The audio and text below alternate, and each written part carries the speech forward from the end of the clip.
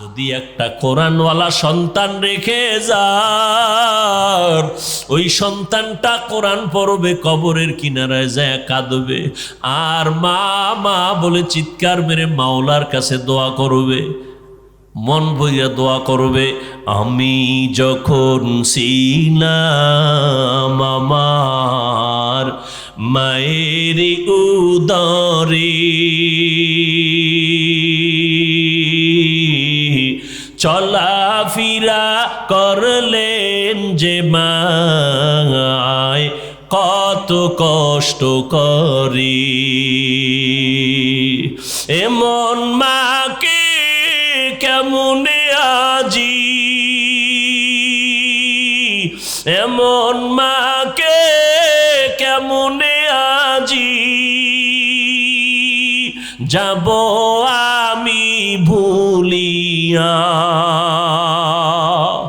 ও আমার প্রাণের মা, মা গো মা, কোথায় গেলে মোরে ছাড়িয়া, জনম দুঃখী ইয়াতীম আমি, চায় না কেহ ফিরিয়া।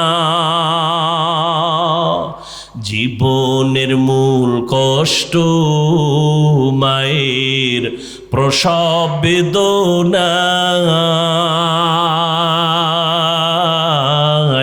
সাত আসমান সাত জমিন তখন মায়েরই মাথায়। জীবনের মূল কষ্ট মায়ের প্রসব বেদনা, সাত আসমান সাত জমিন তখন মায়েরই মাথায়। আমার সুন্দর মুখ দেখে মায়ের, আমার সুন্দর মুখ দেখে মায়ের ব্যথা যায় দেয় হাসাইয়া। ও আমার প্রাণের মা, মা গো মা, কোথায় গেলে মোরে ছাড়িয়া, জনম দুঃখী ইয়াতীম আমি, চায় না কেহ ফিরিয়া। এমন একটা সন্তান যদি রেখে যাইতে পারো ও পর্দার আড়ালের মা, পাঁচ বেলার নামাজ পড়ে পড়ে চোখের পানি ছেড়ে দোয়া করবে আর বলবে ও দয়ার মালিক, ওই মা কত কষ্ট করে আমাকে মানুষের মতো মানুষ বানাইলেন। ও যুবক, ওই মা ছাড়া তুমি আজ পরীক্ষায় ভালো নাম্বার পাও নাই, আমি হাফিজুর রহমান এই চেয়ারে বসতে পারি না রে বাবা। ওই মা বাবার চোখের পানি আর দোয়ার মাধ্যমে তুমি সম্মানের চেয়ারে বসছো, টাকার মালিক, বাড়ির মালিক হয়ে গেছো।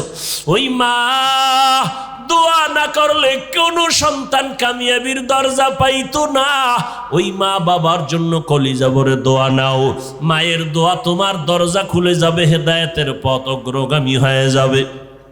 জীবনে কম তো অন্যায় করো নাই, মনে চাইছে পার্কে যাবা, দৌড়াইয়া পার্কে চলে গেছো, কেউ বাধা দিছে তুমি থামো নাই, মা বাধা দিছে, মায়ের সাথে খারাপ ব্যবহার করেছো।